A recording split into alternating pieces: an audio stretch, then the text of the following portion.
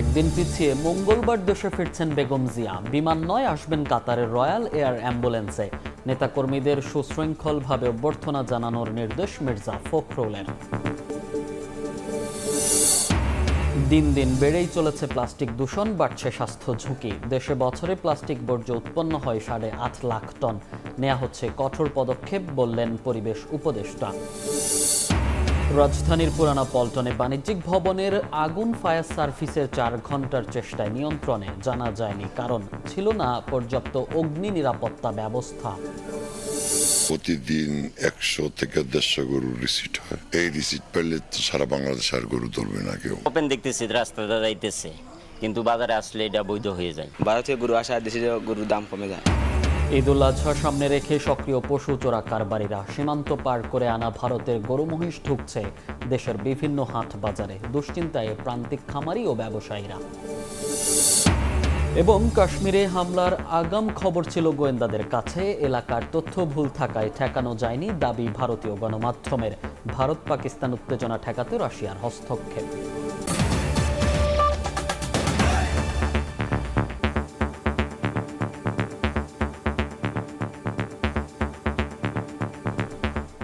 সকালের সময় সঙ্গে আছি আমি মনির হোসাইন।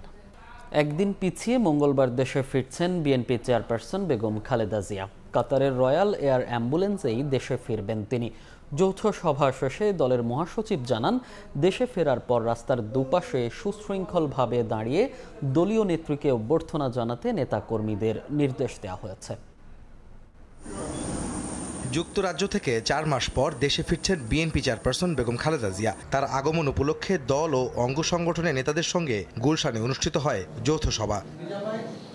পরে সংবাদ সম্মেলনে বিএনপি মহাসচিব জানান, বিশেষজ্ঞ চিকিৎসকদের তত্ত্বাবধানে সুচিকিৎসা ও পরিবারের সঙ্গে থাকায় অনেকটা সুস্থ বোধ করছেন বিএনপি চেয়ারপারসন। তাই দেশে ফেরার সিদ্ধান্ত নিয়েছেন তিনি। কাতারের রয়্যাল এয়ার অ্যাম্বুলেন্সে দেশে ফিরবেন বেগম খালেদা জিয়া। একটা ভালো পরিবেশ, বিশেষ করে পারিবারিক পরিবেশে, এবং একই সঙ্গে পরীক্ষা নিরীক্ষার মধ্য দিয়ে তার কিছুটা উন্নত চিকিৎসার মধ্য দিয়ে তিনি আল্লাহর অশেষ রহমতে আগের চাইতে অনেক সুস্থ বোধ করছেন।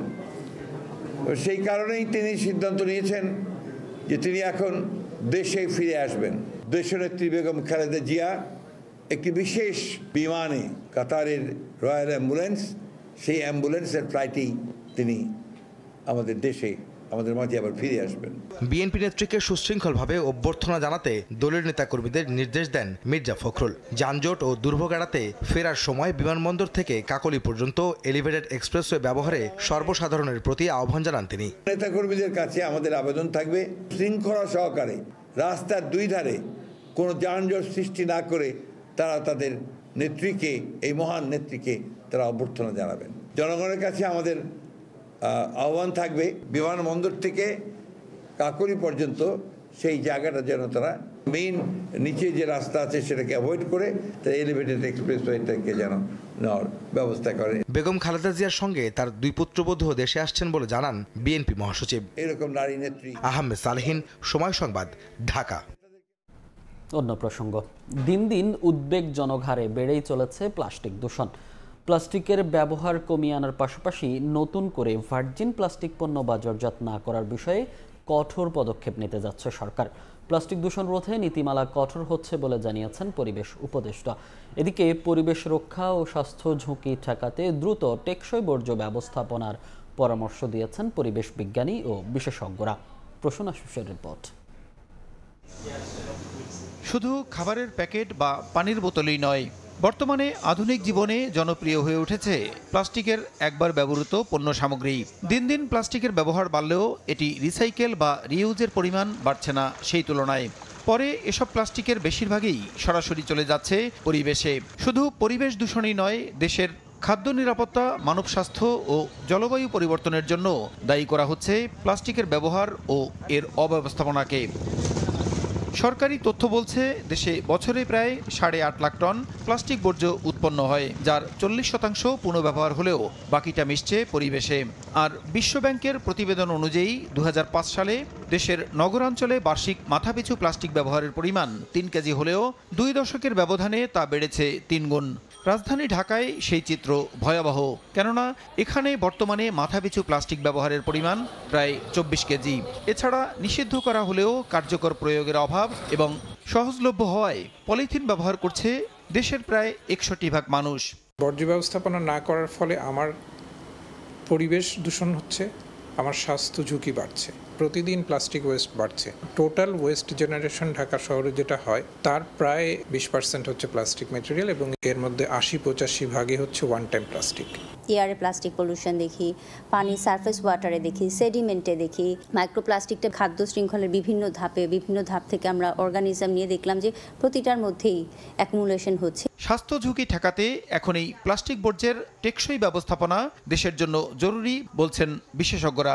শুধুমাত্র একটা আমি আইন করে বন্ধ করার চেষ্টা করছি, সাথে সাথে আমার মনে হয় যে এডুকেশন প্রোগ্রাম, সচেতনতামূলক প্রোগ্রামগুলো আমার আরও বাড়ানো উচিত। বিভিন্ন এজ গ্রুপের বিকল্পকে আরও বেশি প্রমোট করতে হবে। ঢাকা শহরে আমরা যদি দেখি প্রতিদিন যেভাবে ওয়েস্ট ম্যানেজমেন্ট হচ্ছে, এটা কোনো সভ্য দেশে হয় না। ব্যবস্থাপনার সঙ্গে জনগণকে যদি আপনি সম্পৃক্ত না করেন, কমিউনিটিকে যদি সম্পৃক্ত না করেন, এই ব্যবস্থাপনায় যতই অর্থ ঢালেন কোনো ফল পাওয়া যাবে না। যে জিনিসটা আমি রিসাইকেল করতে পারবো না, যে জিনিসটা আমার জন্য ক্ষতির কারণ হবে, সেটাকে আমাকে রিফিউজ করতে হবে।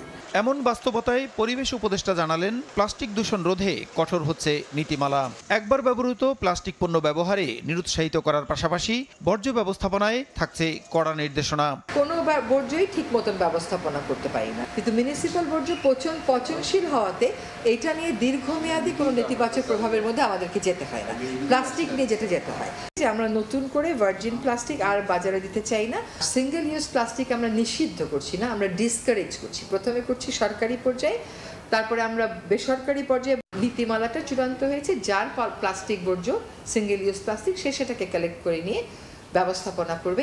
পরিবেশ দূষণ ঠেকাতে অভিযান অব্যাহত রাখার কথাও জানিয়েছেন পরিবেশ উপদেষ্টা। প্রসূন আশিস, সময় সংবাদ, ঢাকা। ফায়ার সার্ভিসের 4 ঘন্টার চেষ্টায় নিয়ন্ত্রণে এসেছে রাজধানীর পুরানা পল্টনের সাব্বির টাওয়ারের আগুন। ফায়ার সার্ভিস জানিয়েছে বহুতল ভবনটিতে ছিল না পর্যাপ্ত অগ্নি নিরাপত্তা ব্যবস্থা। তাৎক্ষণিকভাবে জানা যায়নি ক্ষয়ক্ষতির পরিমাণ। নিয়ম অনুযায়ী বহুতল ভবনের ছাদ থাকবে উন্মুক্ত। অগ্নি দুর্ঘটনায় ছাদ থেকেই চলবে উদ্ধার কাজ, কিন্তু সেই ছাদেই আগুন। এমনকি ভবন জুড়ে ছিল না পর্যাপ্ত অগ্নি সুরক্ষা ব্যবস্থা। রাজধানীর পুরানা পল্টনে এই 11 তলা ভবনের ছাদে অবৈধভাবে তৈরি টিনশেড গোডাউনের আগুন নিয়ন্ত্রণে কাজ করে ফায়ার সার্ভিসের 7টি ইউনিট। তাদের 4 ঘন্টার চেষ্টায় সেই আগুন নিয়ন্ত্রণে আসে, তবে তাৎক্ষণিকভাবে অগ্নিকাণ্ডের কারণ ও ক্ষয়ক্ষতির পরিমাণ জানা সম্ভব হয়নি।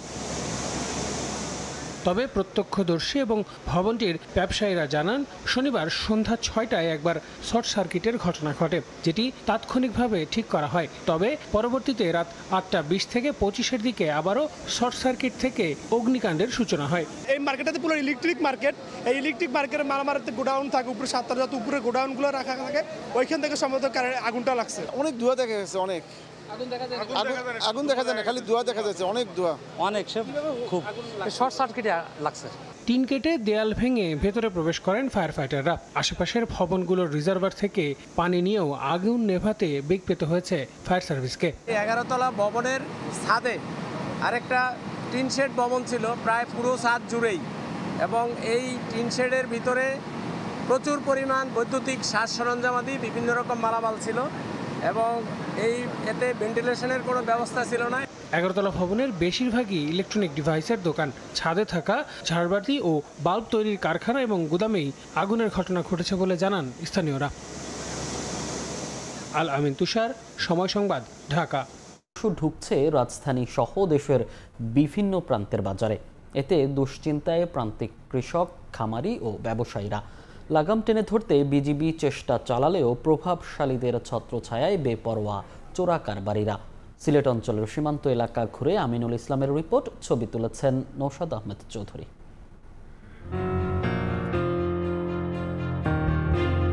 রাতে সবাই যখন ঘুমিয়ে ঠিক তখনই যেন দিনের শুরু পশু চোরা কারবারিদের। ভারত সীমান্তের কাঁটাতার পেরিয়ে গরু, মহিষ সহ নানা ধরনের পশুর চালান নির্দিষ্ট এলাকা পর্যন্ত পৌঁছে দিতে পারলে রক্ষীদের চোখ ফাঁকি দিতে নানা কৌশলে এসব চোরা কারবারিরা সিলেট অঞ্চলের বিভিন্ন সীমান্ত দিয়ে বছরের পর বছর করছে ব্যবসা।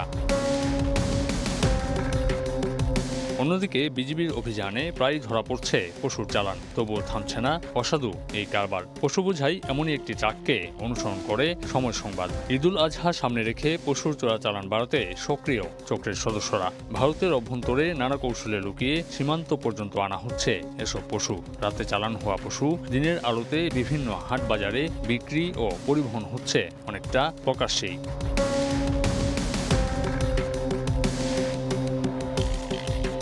গরুগুলো যে আসে এটা কোন বাজার থেকে আসে? বুগলা বাজার। এখন হরিপুরের এদিকে হালকা আসে আর এদিকে ছাতকের ওদিকে কিছুটা হালকা হালকা আসে। সুনামগঞ্জের দোয়ারাবাজার উপজেলার ভারত ঘেঁষা বুগলা বাজারে সময় সংবাদ। বিভিন্ন ফার্মের নাম দিয়ে বাজারে রয়েছে পশু রাখার অস্থায়ী ঘর। অভিযোগ আছে এখানেই মিলে ভারতীয় গরু মহিষের দেশি ছাড়পত্র। এলাকাবাসী বলছেন সবকিছুই চালাচ্ছে প্রভাবশালী সিন্ডিকেট। তো আমরা ওপেন দেখতেছি রাস্তাটা যাইতেছে, কিন্তু বাজারে আসলে এটা বৈধ হয়ে যায়। নিজের পক্ষে 500 গরু 1000 গরু দেখাইতাম পারবো। প্রতিদিন 100 থেকে 150 গরুর রিসিট হয়। এই রিসিট পেলে তো সারা বাংলাদেশে আর গরু ধরবে না কেউ। 60 থেকে 70টা ট্রাক প্রতিদিন যায় এবং ট্রাক ছাড়াও পায়ে হেঁটে এই রাস্তা দিয়ে যায় অনেক গরু। বাজারে ভারতীয় পশু ঢুকে পড়ায় দুশ্চিন্তায় প্রান্তিক কৃষক, খামারি ও ব্যবসায়ীরা। দেশি গরুর দাম তো বেশি হবে, ভারতীয় গরু আসা দেশি গরুর দাম কমে যায়। যেগুলো বিক্রি 1 লাখ, বিঘে 60,000, 70,000, 80,000, উঠো কি মানে 20-25,000 টাকা কম। অবশ্য চোরাকারবারিদের ঠেকাতে নিয়মিত অভিযান চলছে বলে জানায় আইন শৃঙ্খলা বাহিনী। ভারতীয় গরু বাজারে ঢুকলে আমাদের লোকাল যারা কারবারি আছে, ব্যবসায়ী আছে, লালন পালন করে বড় করতেছে, ওদের লস। ঈদ উপলক্ষে আমরা সর্বোচ্চ সতর্ক আছি এবং আমাদের চেকপোস্টের সংখ্যা বৃদ্ধি করেছি যাতে কোনো চোরা চালান এই এলাকা দিয়ে না হয়। যারা ক্যারিয়ার তাদেরকে আলটিমেটলি ধরা যায়, বাট যারা এর পিছনে নেপথ্যে থাকে, যারা চোরাকারবারিদের ছোট ছোট চোরাকারবারিদের মদত দেয়, তাদেরকে আসলে আইডেন্টিফাই করাটা ডিফিকাল্ট, বাট আমরা চেষ্টা চালিয়ে যাচ্ছি। সিলেটের জৈন্তাপুর, কানাইঘাট, বিছানাকান্দি, প্রতাপপুর, সুনামগঞ্জের দোয়ারাবাজার সহ বেশ কিছু সীমান্ত এলাকা হয়ে পশু চোরাচালানের অভিযোগ দীর্ঘদিনের। বাজারে ভারতীয় গরু উঠলে কপাল পড়ে দরিদ্র কৃষকের, পাশাপাশি ক্ষতির মুখে পড়েন এসব দেশীয় গরুর খামারি এবং ব্যবসায়ীরা। ঈদকে কেন্দ্র করে সীমান্তে চোরাচালানকারীরা সক্রিয় হয়ে উঠলেও প্রশাসনের নজরদারি থাকলে তা অনেকাংশেই কমে আসবে বলে মনে করেন সুধীজনরা। আমিনুল ইসলাম, সময় সংবাদ, সিলেট। অত্যাধুনিক গ্যান্ট্রি ক্রেনের সিসিটি এবং এনসিটিকে টেক্কা দিয়ে কন্টেইনার হ্যান্ডেলিংয়ে এগিয়ে যাচ্ছে চট্টগ্রাম বন্দরের ম্যানুয়াল পদ্ধতির টার্মিনাল জিসিবি। জাহাজে থাকা ক্রেন এবং শ্রমিকদের হাতেই প্রতিদিন গড়ে 750-র বেশি কন্টেইনার হ্যান্ডেলিং করছে সবচেয়ে পুরাতন এই টার্মিনাল। অথচ বাকি দুটি টার্মিনালের বিপরীতে সুযোগ সুবিধায় জিসিবি টার্মিনাল অনেকটা পিছিয়ে রয়েছে। সাখত টিপুর ক্যামেরায় বিস্তারিত জানাচ্ছেন কমল দে। চট্টগ্রাম বন্দরের জেনারেল কার্গোবাদ জিসিবিতে জাহাজের এই সারি বলে দিচ্ছে আধুনিক সুযোগ সুবিধা বঞ্চিত এই টার্মিনাল কতটা ব্যস্ত সময় পার করছে। জাহাজে থাকা ক্রেন এবং শ্রমিকেরা ম্যানুয়াল পদ্ধতিতে জাহাজ থেকে যেমন আমদানি পণ্যবাহী কন্টেনার নামিয়ে আনছে, তেমনি জাহাজে তুলে দিচ্ছে রপ্তানি পণ্য। কন্টেনার রাখার নির্ধারিত ইয়ার্ড কিছুটা দূরবর্তী হয়, জাহাজ থেকে নামানো কন্টেনার লরিতে করে আনা নেওয়া করতে হয় বলে কিছুটা সময় ক্ষেপণ হয়। এখানে জিসিবি সব জাহাজগুলোর নিজস্ব যে ক্রেনগুলো থাকে সেই ক্রেনগুলো ব্যবহার করে, পাশাপাশি আমাদের অন্যান্য যে সমস্ত কর্মীরা রয়েছেন বন্দরের সাথে সংশ্লিষ্ট বিভিন্ন কাজের, তারা ম্যানুয়াল স্টোমের মাধ্যমে এখানকার পারফরমেন্সটা এনশিওর করেন। বন্দরের তথ্য অনুযায়ী 14টি অত্যাধুনিক গ্যান্ট্রি ক্রেনের new mooring container terminal NCT এবং 4টি গ্যান্ট্রি ক্রেনের চিটাগং কন্টেনার টার্মিনাল সিসিটি প্রতি ঘন্টায় 18 থেকে 19টি কন্টেনার হ্যান্ডেলিং করছে। এক্ষেত্রে জিসিবিও পিছিয়ে নেই, বরং সাম্প্রতিক সময়ে বন্দরের পক্ষ থেকে তদারকি জোরদার করায় কন্টেনার হ্যান্ডেলিংয়ে সমানতালে এগিয়ে যাচ্ছে জিসিবি টার্মিনাল। সিসিটি এনসিটিতে যে পরিমাণ কন্টেনার লোডিং আনলোডিং হচ্ছে, পূর্বে জিসিবি অনেক পিছিয়ে ছিল, বাট ইদানিংকালে জিসিবিও এগিয়ে আসতেছে। কার্গো বার যেগুলো আছে তারাও মোটামুটি উল্লেখযোগ্যভাবে এগিয়ে যাচ্ছে কন্টেনার কার্গো হ্যান্ডলিংয়ে। তবে জিসিবি বার্থ অপারেটরদের দাবি, স্বাধীনতার পর এই টার্মিনাল দিয়েই বন্দরের কার্যক্রম শুরু হলো, সময়ের সঙ্গে আধুনিক হতে পারেনি। এক্ষেত্রে স্টেডাল ক্যারিয়ার, এমটি হ্যান্ডেলারের মতো যন্ত্রপাতির ব্যবস্থা হলে জিসিবির সক্ষমতা দ্বিগুণ হয়ে উঠবে। একই সঙ্গে কন্টেনার ইয়ার্ডকে জাহাজের কাছাকাছি অবস্থানে নিয়ে আসার দাবি তাদের। প্রোডাক্টিভিটির দিক থেকে জিসিবি অনেক এগিয়ে আছে সিসিটি এবং এনসিটি থেকে। কিন্তু শ্রমিকরা প্রশিক্ষিত, সঠিক প্ল্যানিংয়ের মাধ্যমে কাজ হয় এবং তাদের মেধা এবং যে শ্রম দিয়ে তারা কাজ করে একটা সুষ্ঠু বার্থ অপারেটিং সিস্টেমের আন্ডারে, এটার ফলশ্রুতিতে প্রোডাক্টিভিটি অনেক বেড়ে গেছে এবং যেটা যান্ত্রিক উপকরণের সাথে পাল্লা দিয়ে তারা অনেক এগিয়ে আছে। একসঙ্গে বিশাল আকৃতির 4টি জাহাজ ভেড়ানোর সক্ষমতা থাকা এনসিটি 44%, 2টি জাহাজের সক্ষমতা সম্পন্ন সিজিটি 19% এবং 3টি জাহাজ ভেড়ানোর সক্ষমতায় 37% কন্টেনার হ্যান্ডেলিং করছে জিসিবি। আর চট্টগ্রাম বন্দরে বছরে হ্যান্ডেলিং করছে 32 লাখের বেশি কন্টেইনার। সিসিটি কিংবা এনসিটিতে যেখানে গ্যান্ট্রি ক্রেনের মতো উন্নত যন্ত্রপাতি ব্যবহার হচ্ছে, এখানে সাধারণ যারা শ্রমিক রয়েছেন তারাই এগিয়ে নিচ্ছে বন্দরের কার্যক্রমকে। চট্টগ্রাম বন্দরের জিসিবি থেকে কমল দে, সময় সংবাদ। নির্মাণাধীন ভবনে রহস্যজনক বন্দিশালা। সাধারণ মানুষকে বন্দি করে নির্যাতন করে আদায় করা হতো অর্থ। বৃহস্পতিবার রাতে সিরাজগঞ্জের রায়গঞ্জে ওই বন্দিশালার মাটি খুঁড়ে সুড়ঙ্গ করে এক নারী ও এক বৃদ্ধ পালিয়ে আসেন। ঘটনা জানাজানি হলে উত্তেজিত জনতা এর সঙ্গে জড়িত সন্দেহে স্থানীয় এক পল্লী চিকিৎসকের বাড়ি ও তার বন্দিশালাটি পুড়িয়ে দেয়। পরে অভিযুক্ত পল্লী চিকিৎসককে আটক করে পুলিশ। রিঙ্কু কুণ্ডুর রিপোর্ট। ব্যক্তিগত বন্দিশালায় অর্থের জন্য সাধারণ মানুষকে বন্দি রেখে করা হয় নির্যাতন, এমন অভিযোগে বিক্ষুব্ধ জনতা অভিযুক্ত পল্লী চিকিৎসক আরাফাতের বাড়িতে দেয় আগুন, পুড়িয়ে দেয়া হয় বন্দিশালাও। সিরাজগঞ্জের রায়গঞ্জ উপজেলার চান্দাইকোনার সোনারাম গ্রামের একটি বন্দিশালা থেকে 5 মাস পর মুক্ত হন শিল্পী খাতুন নামে এক নারী ও আব্দুল জব্বার নামে এক বৃদ্ধ। ভুক্তভোগী শিল্পী জানান, গত বছর ডিসেম্বরে নিজ বাড়ির সামনে থেকে একটি মাইক্রোবাসে করে কয়েকজন দুর্বৃত্ত তাকে অচেতন করে তুলে নিয়ে যায়। জ্ঞান ফেরার পর নিজেকে একটি ছোট কক্ষে দেখতে পান, যেখানে আগে থেকে বৃদ্ধ জব্বার বন্দি অবস্থায় ছিলেন। সেখানে তাদেরকে প্রতিনিয়ত খাবার ও ইনজেকশন দিয়ে অচেতন করে রাখা হতো। এক পর্যায়ে একটি ধারালো কাঁচির সাহায্যে টানা 4-5 দিন মেঝে খুঁড়ে সুড়ঙ্গ তৈরি করে বের হন তারা। এ ঘটনায় স্থানীয় পল্লী চিকিৎসক আরাফাত জড়িত বলে অভিযোগ উঠেছে। খবরটি ছড়িয়ে পড়লে বিক্ষুব্ধ জনতা বন্দিশালা ও আরাফাতের গ্রামের বাড়িতে ভাঙচুর ও অগ্নিসংযোগ করে। আমার জান বাঁচাইব, আমি এই কেসি দিয়ে মাটি 4 দিন বড় খুঁড়ে খুঁড়ে সারাদিন বাদ দিবে চাই, তো ওর নাম হাত দিয়া এইভাবে থাকি। মানে জায়গাটা লগা 3 হাত লগা লম্বা, 4 হাত লম্বা আর 3 হাত লগা ওসার। পরে কাঁটারে বইরে ঠেলা দিয়ে বুড়াটা খাতে নিয়ে বাড়াইলাম।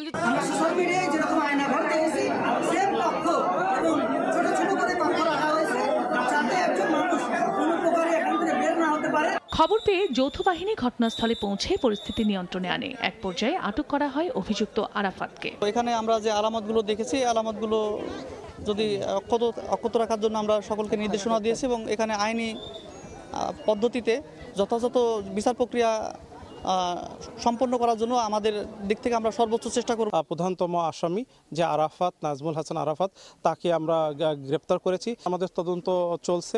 গত বছরের 8 নভেম্বর বিকেলে নিখোঁজ হন বৃদ্ধ আব্দুল জব্বার। পরে খোঁজ না পেয়ে 12 নভেম্বর থানায় সাধারণ ডায়েরি করে তার পরিবার। বর্তমানে তিনি বগুড়ায় শহীদ জিয়া মেডিকেল কলেজ হাসপাতালে চিকিৎসাধীন রয়েছে। সময় সংবাদ, সিরাজগঞ্জ। আধিপত্য বিস্তারের জেরে যশোরের সদরে ধারালো অস্ত্র দিয়ে এক ব্যক্তিকে কুপিয়ে আহত করার অভিযোগ উঠেছে প্রতিপক্ষের বিরুদ্ধে। ভুক্তভোগী জানান, দীর্ঘদিন ধরে এলাকায় আধিপত্য বিস্তার নিয়ে একই এলাকার মাহিম, হাফিজুর ও মিজানের সঙ্গে বিরোধ চলছিল। এরই জেরে শনিবার রাত 10টার দিকে মাহিম সহ অন্যরা তাকে ডেকে নিয়ে হামলা চালায়। এ সময় তার 2 পায়ের রগ ও শরীর থেকে বাম হাত বিচ্ছিন্ন করে গুরুতর জখম করা হয়। পরে স্থানীয়রা তাকে উদ্ধার করে হাসপাতালে নিয়ে যায়। জড়িতদের ধরতে এরই মধ্যে পুলিশ অভিযান শুরু করেছে। পুলিশ জানায়, ভুক্তভোগী ও হামলাকারীদের বিরুদ্ধে অস্ত্র, মাদক, চাঁদাবাজি ও হত্যা সহ একাধিক মামলা রয়েছে।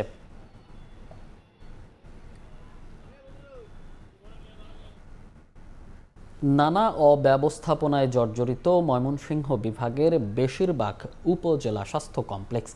জনবল সংকট, অবকাঠামো সমস্যার সঙ্গে রয়েছে দায়িত্বহীনতা ও অনিয়মের অভিযোগও। এতে কাঙ্ক্ষিত সেবা থেকে বঞ্চিত হচ্ছেন রোগীরা। বাধ্য হয়ে অনেককে যেতে হয় বেসরকারি হাসপাতাল ও ডায়াগনস্টিক সেন্টারে। বিস্তারিত উবায়দুল হকের রিপোর্টে। জরুরি বিভাগে চিকিৎসা সেবা থেকে শুরু করে প্রেসক্রিপশন করা সবকিছুই করছেন একজন ব্যক্তি। তিনি sub assistant community medical officer. সার্বক্ষণিক আবাসিক মেডিকেল অফিসার থাকার কথা থাকলেও সকাল 9টায়ও দেখা নেই তার। 8টা থেকে বহির্বিভাগে রোগীদের দীর্ঘ সারি থাকলেও 9:30 পার হলেও আসেননি কোনো চিকিৎসক। আর তালাবদ্ধ দেখা যায় এক্স-রে কক্ষ ও প্যাথোলজি ল্যাব। ময়মনসিংহের গৌরীপুর উপজেলা স্বাস্থ্য কমপ্লেক্সে সময় সংবাদের ক্যামেরায় ধরা পড়ে এমন সব চিত্র। নাম দিয়ে ভিতরে সরকারি কোনো কাজ নাই, কিনু নাই, সব কিছু কেনাকাটা বাইরে আমরা রান্না লাগে। এখানে কোনো ধরনের পরীক্ষা নিরীক্ষা হয় না এই হাসপাতালে। 8টা থেকে মহিলারা পুরুষরা সবাই আসে, কিন্তু ডাক্তার 10টার আগে একদিনও আসে না। 8টা থেকে 2টা পর্যন্ত আমাদের এখানে পরীক্ষা করা হয়। তারপরে যে রোগীগুলো আসে ওই পরীক্ষার তো যদি ইমার্জেন্সি পরীক্ষা থাকে বাইরে থেকে করতে হয়। শুধু গৌরীপুরই নয়, জেলার বেশিরভাগ উপজেলা স্বাস্থ্য কমপ্লেক্সে কাঙ্ক্ষিত সেবা থেকে বঞ্চিত হচ্ছেন রোগীরা। চিকিৎসক সংকটও রয়েছে প্রকট। 239টি পদের বিপরীতে 12টি উপজেলা স্বাস্থ্য কমপ্লেক্সে কর্মরত আছেন 161 জন। নেত্রকোনা জেলার 10 উপজেলার স্বাস্থ্য কমপ্লেক্সে বেহাল দশা। জনবল সংকট সহ পরীক্ষা নিরীক্ষার যন্ত্রপাতি, অ্যাম্বুলেন্স, টেকনিশিয়ান সহ পর্যাপ্ত পরিমাণে নেই ওষুধ। তাদের কাছে আসলে তারা বলে যে ময়মনসিংহ যাও। কোনো উপজেলাতে স্বাস্থ্য কমপ্লেক্সে অ্যাম্বুলেন্স নাই। রোগীদেরকে সেখানে আসলেও তাদেরকে নিজস্ব ব্যবস্থাপনায় ময়মনসিংহ বা ঢাকায় যেতে হয়। নানা অব্যবস্থাপনায় জর্জরিত বিভাগের অন্য 2 জেলা জামালপুর ও শেরপুরের উপজেলা স্বাস্থ্য কমপ্লেক্সগুলোতেও অভিযোগ রয়েছে। ওষুধ কেনা থেকে শুরু করে সকল পরীক্ষা নিরীক্ষা করতে হয় বাইরের ক্লিনিক বা ডায়াগনস্টিক সেন্টার থেকে।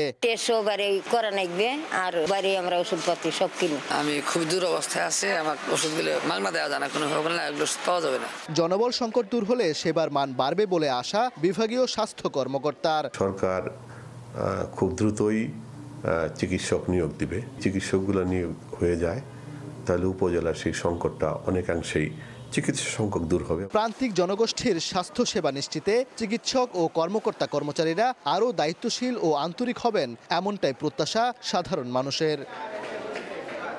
ওবায়দুল হক, সময় সংবাদ, ময়মনসিংহ। সকালের সময় আরও থাকছে। অস্ট্রেলিয়ার নির্বাচনে লেবার পার্টির ঐতিহাসিক জয়। দ্বিতীয় মেয়াদে প্রধানমন্ত্রী হলেন আলবানিজ। 150 আসনের মধ্যে পেতে যাচ্ছেন 86টি। লিবারেল নেতা পিটারের ভরাডুবি। ফসলের চিকিৎসার জন্য নেত্রকোনায় পরিচালিত হচ্ছে হাসপাতাল। কৃষি বিভাগের IPM এর উপর প্রশিক্ষণ নিয়ে 4 জন অভিজ্ঞ কৃষক এই হাসপাতাল পরিচালনা করছেন। ফসলের রোগ নিরূপণ করে এর পরামর্শ দেন তারা। রাসায়নিক মুক্ত প্রাকৃতিক চিকিৎসা নিয়ে খুশি এলাকাবাসী। আর বড় ধরনের সমস্যায় সরাসরি পরামর্শ দিচ্ছে কৃষি বিভাগ। আলপনা বেগমের পাঠানো তথ্য, আবু সুফিয়ানের ছবি নিয়ে রিপোর্ট।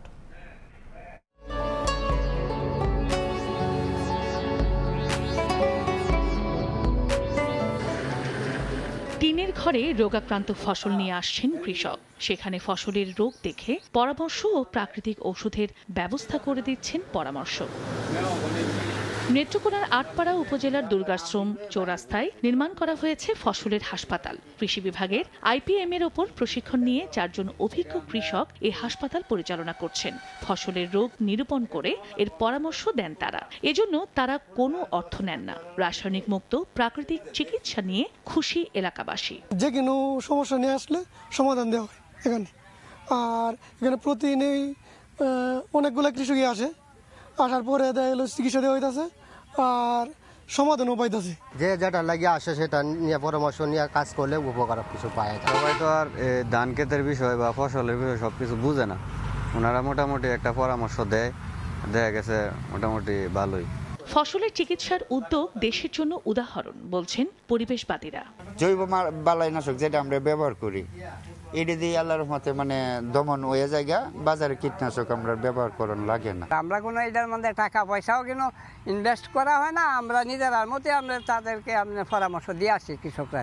এই অঞ্চলের মানুষ অর্থনৈতিকভাবে একটা লাভবান হচ্ছে, উপকৃত হচ্ছে, যে কারণে এই প্রতিদিন 10 জন 15 জন 20 জন কৃষক এখানে হাজির হন এসে তাদের পরামর্শের জন্য।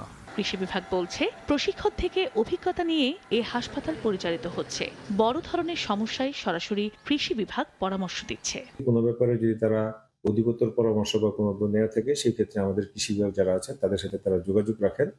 এইভাবে এই কার্যক্রমটি চলমান আছে। প্রতিদিন গড়ে 8 থেকে 10 জন কৃষক এই হাসপাতালে পরামর্শ নেন। সময় সংবাদ, নেত্রকোনা। সুনামগঞ্জের হাওর নদীনালা থেকে প্রতিদিন সকালে পাইকারি মাছ ব্যবসায়ীরা দেশীয় ও পুকুরে চাষ করা মিঠা পানির মাছ নিয়ে যান ওয়েজখালী মৎস্য অবতরণ কেন্দ্রে। সেখানে প্রতিদিন লাখ লাখ টাকার মাছ বিক্রি করেন আড়তদার ব্যবসায়ীরা। মাছ বাজারের সবশেষ অবস্থা জানাতে সেখানে আছেন সহকর্মী হিমাদ্র শেখর ভদ্র। সরাসরি যাচ্ছি তার কাছে। আমি আছি সুনামগঞ্জ শহরের ওয়েজখালী মৎস্য অবতরণ কেন্দ্রে। এই অবতরণ কেন্দ্রে সুনামগঞ্জের বিভিন্ন জলমহল থেকে মাছ আসে এবং বিলবাদল থেকে মাছ আসে, কিন্তু এই আজকে গত 2 মাস যাবত হলো মাছ ধরার যে মৌসুম শেষ হয়েছে, সেই মৌসুম শেষ হওয়ার পর মাছের মোটামুটি একটা সংকট দেখা দিয়েছে। একদিকে আপনার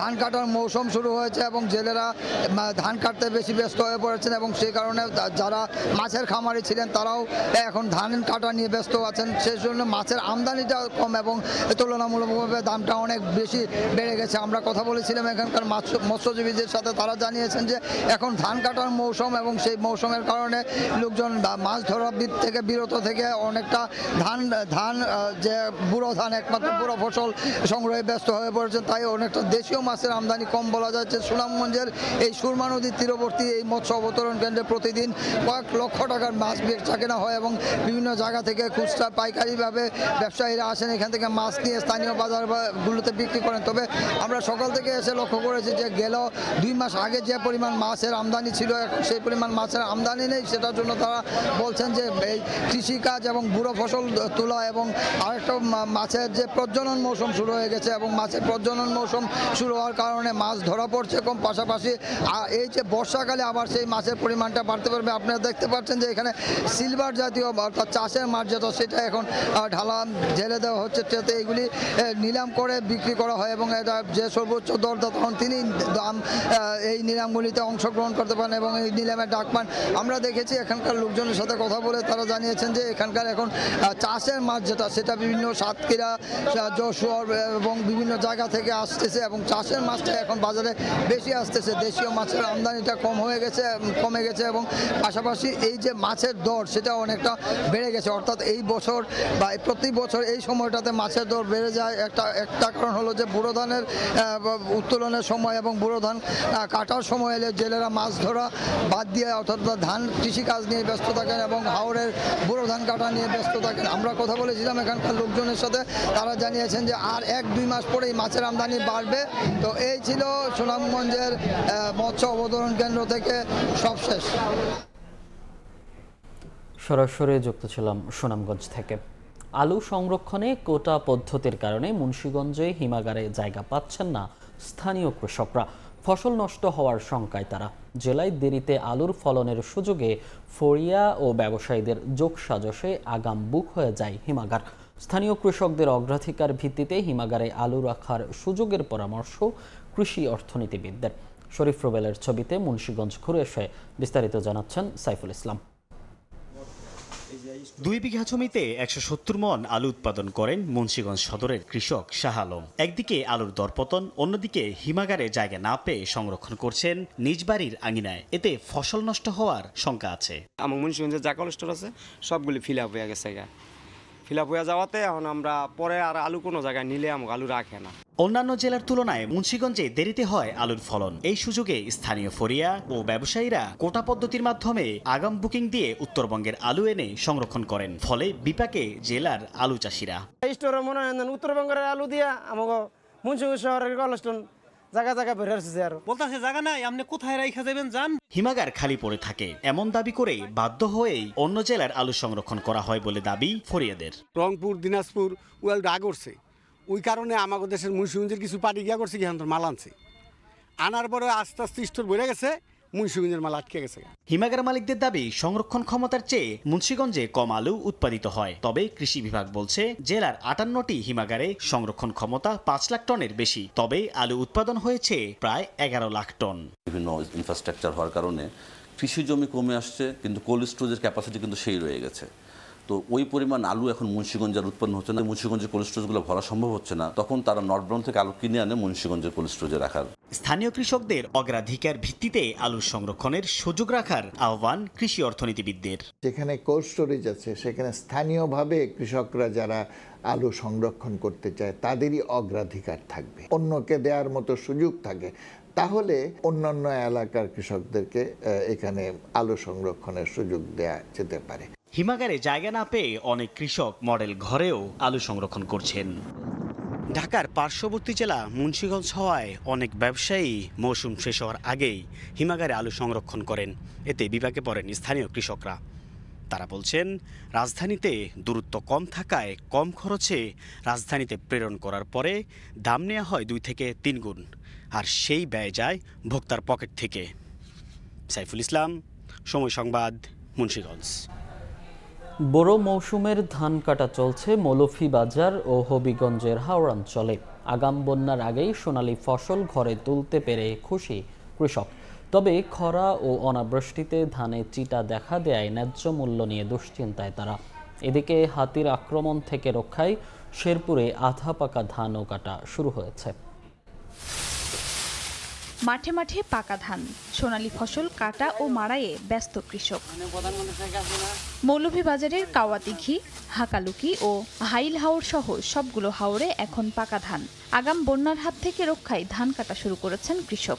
শ্রমিকের পাশাপাশি ধান কাটায় ব্যবহার হচ্ছে কম্বাইন্ড হারভেস্টার মেশিন। তবে খরা ও অনাবৃষ্টিতে ধানের চিটা দেখা দিয়েছে বলে জানান চাষি। ধানে তো সুসা পাইলে আমরা সারা বছর ওর খুরাকি একটা ফসল, আমরা কোনো ফসল নাই। সিটাও হয়, আমরা বর্তমানে অর্ধ দানও আমি পাইতাম না। বন্যার আগে আশা করলাম আমরা তুলতে পারবো, কিন্তু আমরা আর বৃষ্টি না পাওয়ায় আমরা ধানটা অর্ধেক শুষ হয়ে গেছে। একই অবস্থা হবিগঞ্জের বিভিন্ন হাওরের। এরই মধ্যে কাটা হয়েছে 30 ভাগ ধান। তবে সরকারি গুদামে ধান বিক্রি ও ন্যায্য মূল্য নিয়ে শঙ্কায় কৃষক। এবার ফলন ভালো হয়েছে, আমরা দ্রুত চেষ্টা করতেছি বান বন্যা পাওয়ার আগে জমিন কাটটা তুলে লাইতে পারি। এখন যদি আমরা ধান উচিত মূল্য বিক্রি না করতে পারি তাহলে আমরা কৃষক তো কিছুভাবে বাঁচতে পারবো না।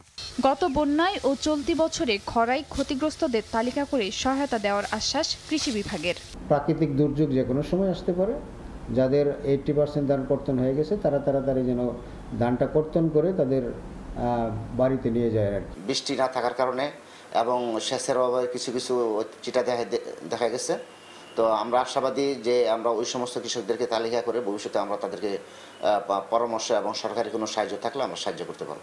এদিকে হাতির আক্রমণ থেকে রক্ষায় কাঁচা ও আধা পাকা ধান কাটছেন শেরপুরের সীমান্তবর্তী 3টি উপজেলার কৃষক। এতে লোকসান হচ্ছে বলে জানান তারা।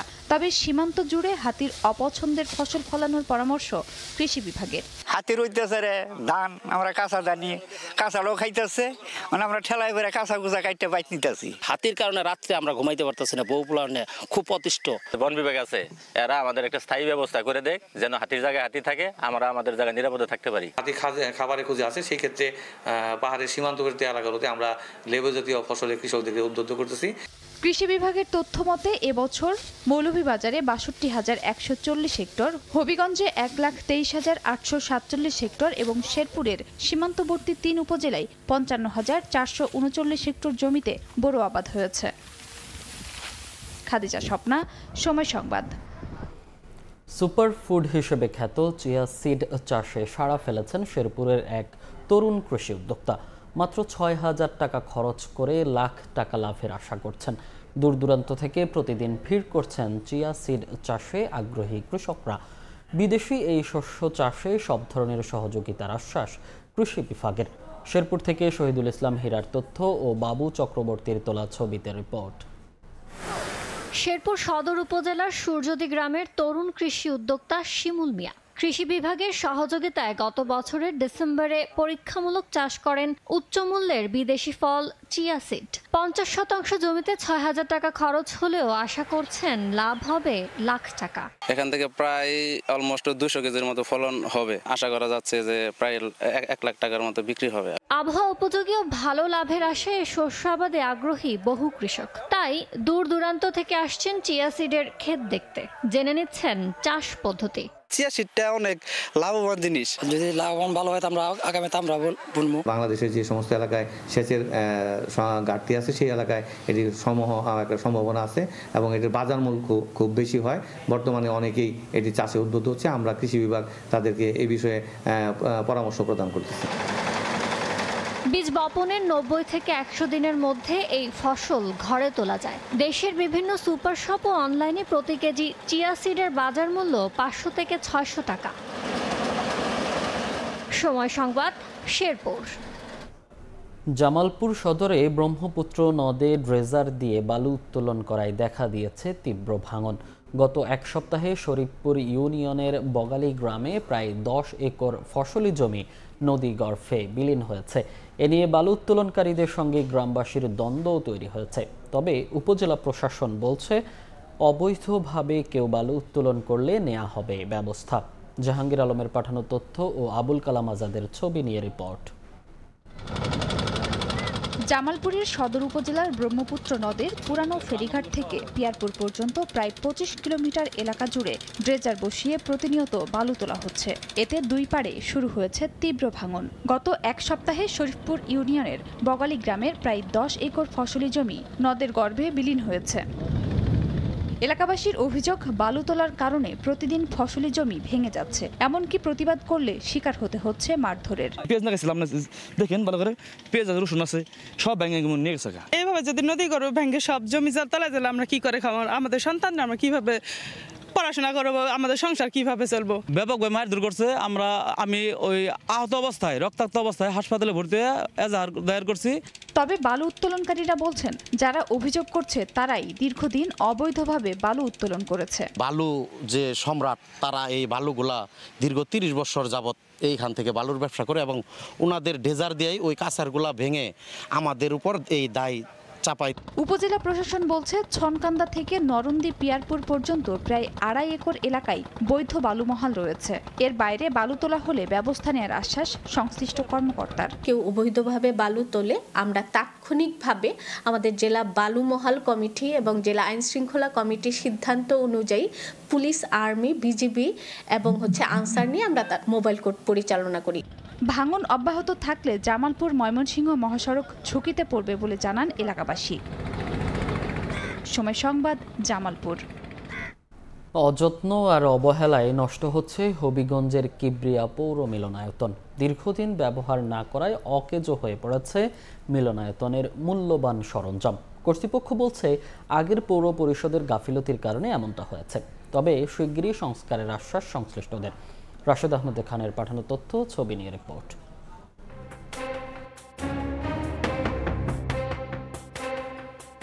হবিগঞ্জ শহরের নিউ ফিল্ড মাঠের পাশে 2001 সালে নির্মাণ করা হয় কিবরিয়া পৌর মিলনায়তন। উদ্বোধনের পর থেকে কয়েক বছর জমজমাট ছিল বিভিন্ন অনুষ্ঠানে, কিন্তু দেখভাল না করায় দিন দিন নষ্ট হতে থাকে মূল্যবান যন্ত্রপাতি। ধীরে ধীরে বন্ধ হয়ে যায় সব সাংস্কৃতিক কর্মকাণ্ড। নষ্ট হয়ে গেছে কোটি টাকার এয়ার কন্ডিশন, সাউন্ড সিস্টেম, আলোকবাতি, মঞ্চ, চেয়ার টেবিল সহ যাবতীয় সরঞ্জাম। নজরদারি না থাকায় সন্ধ্যার পর বখাটেদের আড্ডা বসে এই মিলনায়তনে। শিগগিরই সংস্কার করে আগের ঐতিহ্য ফিরিয়ে আনার দাবি সংস্কৃতি কর্মীদের। এটা আসলে একমাত্র অবহেলা অযত্নের কারণে আমরা আসলে এটা থেকে বঞ্চিত হচ্ছি। মাদক সেবীদের আড্ডাখানা হয়ে গেছে, জোয়ারিদের আড্ডাখানা হয়ে গেছে। কিবরিয়া অডিটোরিয়ামের ভিতরে যে জিনিসপত্রগুলা বিকল অথবা নষ্ট হয়ে গেছে, এগুলোকে সংস্কার করে অচিরেই প্রতিষ্ঠানটি আবার পুনরায় আমাদের মধ্যে ফিরে আসুক। কর্তৃপক্ষ বলছে, আগের পৌর পরিষদের গাফিলতির কারণে এমনটা হয়েছে। তবে শিগগিরই সংস্কারের আশ্বাস সংশ্লিষ্টদের। বৃহৎ অর্থায়নের মাধ্যমে পূর্ণভাবে সংস্কার করা না গেলে এটা ব্যবহার উপযোগী হবে না। এজন্যই আমরা মূলত মন্ত্রণালয়ের শরণাপন্ন হয়েছি। যদি সেটি অনুমোদিত হয় তাহলে পূর্ণতমে এই অডিটোরিয়ামের কার্যক্রমটি চালু করা যাবে। 2001 সালে কিবরিয়া পৌর মিলনায়তন নির্মাণে ব্যয় হয় 5 কোটি টাকা। সময় সংবাদ, হবিগঞ্জ। দেখছেন সকালের সময়। দেশের বাইরের খবর। জম্মু কাশ্মীরের পেহেলগামে পর্যটকদের উপর সন্ত্রাসী হামলার আগাম খবর গোয়েন্দাদের কাছে ছিল। তবে এলাকা ভুল হওয়ায় হামলা ঠেকানো যায়নি বলে জানিয়েছে ভারতীয় গণমাধ্যম। গোয়েন্দা সংস্থাগুলোর মতে, হামলার সময় 2টি বিদেশি ও 2টি স্থানীয় সন্ত্রাসী গোষ্ঠী জড়িত ছিল। পাকিস্তানের বিরুদ্ধে ষড়যন্ত্র করার জন্য ভারতের প্রধানমন্ত্রী মোদীকে দোষারোপ করলেন পাকিস্তানের প্রধানমন্ত্রীর উপদেষ্টা রানা সানাউল্লাহ। এদিকে ভারত পাকিস্তান উত্তেজনা ঠেকাতে কূটনৈতিক হস্তক্ষেপ শুরু করেছে রাশিয়া। কাশ্মীরের পেহেলগামে পর্যটকদের ওপর হামলার পর থেকেই থমথমে ভারত পাকিস্তান রাজনৈতিক পরিস্থিতি। টানা নবম দিনের মতো পাকিস্তান ভারত সীমান্তে দুই দেশের মধ্যে গোলাগুলি হয়েছে। এমন উত্তপ্ত পরিস্থিতির মধ্যেই এই হামলাকে ঘিরে সামনে এসেছে এক চাঞ্চল্যকর তথ্য। ভারতীয় গণমাধ্যম দ্য হিন্দুস্তান টাইমসের তথ্য মতে পেহেলগামে হামলার আগেই এই সম্ভাব্য হামলার বার্তা পৌঁছেছিল স্থানীয় নিরাপত্তা বাহিনীর কাছে। তবে সেই গোয়েন্দা বার্তায় ভারতের প্রধানমন্ত্রী নরেন্দ্র মোদী নির্ধারিত সফরের সময়কে ঘিরে হামলার স্থান হিসেবে উল্লেখ ছিল শ্রীনগরের আশেপাশের এলাকা। 19 এপ্রিলে সেই সফর বাতিল হলেও 4 দিন পরই 22 এপ্রিল হামলা হয় 90 কিলোমিটার দূরের পেহেলগামে। প্রাণ হারান 26 জন। এই গোয়েন্দা ত্রুটির দায়ভার ঘিরে প্রশ্নের মুখে স্থানীয় প্রশাসন। যদিও পুলিশ ও সেনাবাহিনী আগাম সতর্ক ছিল, তবে গোয়েন্দা প্রতিবেদনে স্পষ্টভাবে পেহেলগামের নাম ছিল না। প্রতিবেদনে আরও জানানো হয়, হামলার পর থেকে জঙ্গিরা স্থানীয় এলাকায় লুকিয়ে রয়েছে বলে আশঙ্কা করছে স্থানীয় নিরাপত্তা বাহিনী। গোয়েন্দা সংস্থাগুলোর মতে হামলার সময় 2টি বিদেশি ও 2টি স্থানীয় সন্ত্রাসী গোষ্ঠী জড়িত ছিল। স্থানীয় গোষ্ঠী দুটি পর্যটকদের একপাশে জড়ো করে, এরপর গুলি ছোড়ে বিদেশি সদস্যরা। বৈসারান উপত্যকায় মাত্র একটি প্রবেশপথ ও টিকিট ব্যবস্থা থাকায় কেউ পালাতে পারেননি বলে দুঃখ প্রকাশ করেছেন এক কর্মকর্তা।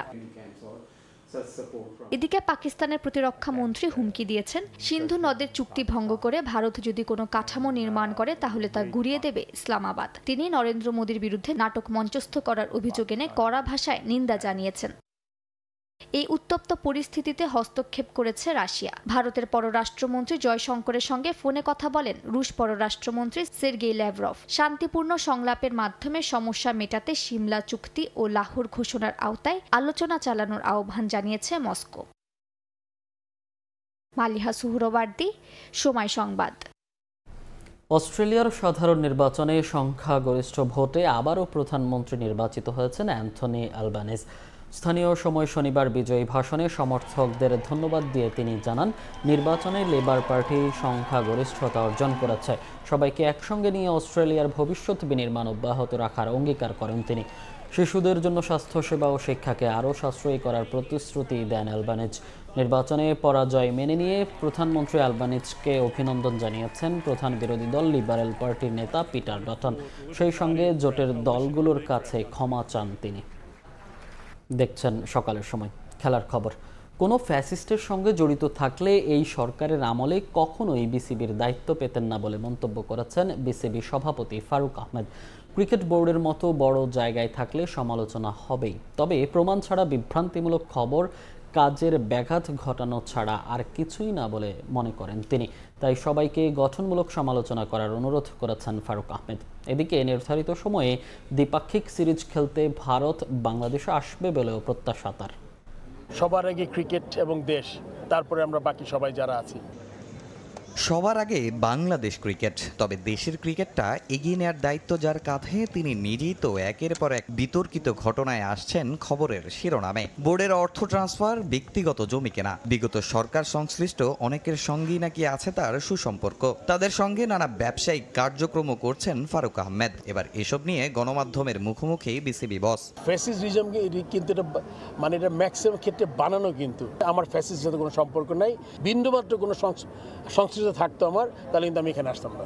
এই জায়গাটা ক্রিকেট বোর্ডের প্রেসিডেন্টের অনেক ধরনের ইন্টারেস্ট আছে এখানে। আমি জানি না ভালো কাজগুলো নিচে পড়ে যায়, অন্য আউটার মানে এক্সটার্নাল ইনফ্লুয়েন্সে মেইন ফোকাসটা সরে যায়। তাইলে ফারুক আহমেদ দায়িত্ব নেয়ার পর টেস্টে পাকিস্তানকে হারিয়ে ইতিহাস গড়েছে বাংলাদেশ। তবে এর 7 মাস পর চিত্রটা হয়ে গেছে উল্টো। জিম্বাবুয়ের বিপক্ষে চট্টগ্রামে বড় জয় পেল সিলেট টেস্ট হারে সমালোচিত লাল সবুজ। বরাবরের মতো প্রশ্ন বাংলাদেশের টেস্ট সামর্থ্য নিয়ে। এখন আমাদের দেশে আপনি মনে করেন একটা ছোটখাটো ট্রানজিশনে চলছে, কিন্তু আমাদের 3, 4, 5টা অনেক এক্সপিরিয়েন্স প্লেয়ার কিন্তু চলে যাচ্ছে। যারা পূরণ করবে, তারা যদি ঠিকমতো আমরা তৈরি করতে পারি, তাদের টপ প্লেয়ার মাঝে মাঝে রিটায়ার করবেন, একটা স্বাভাবিক প্রক্রিয়া।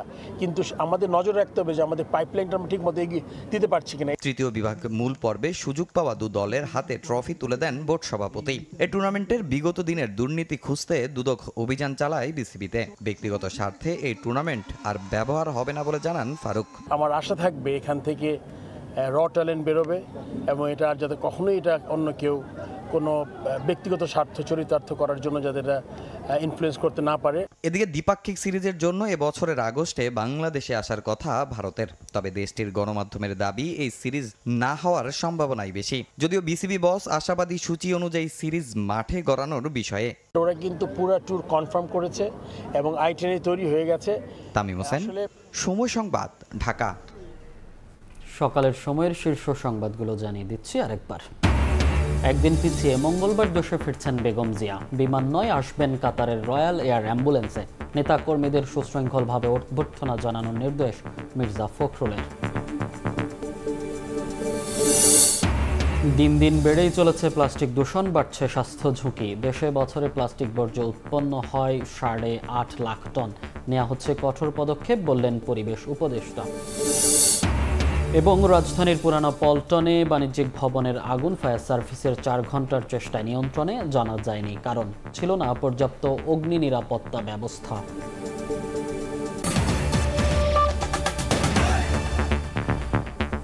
এই ছিল সকালের সময়। সঙ্গে থাকুন সময়ের।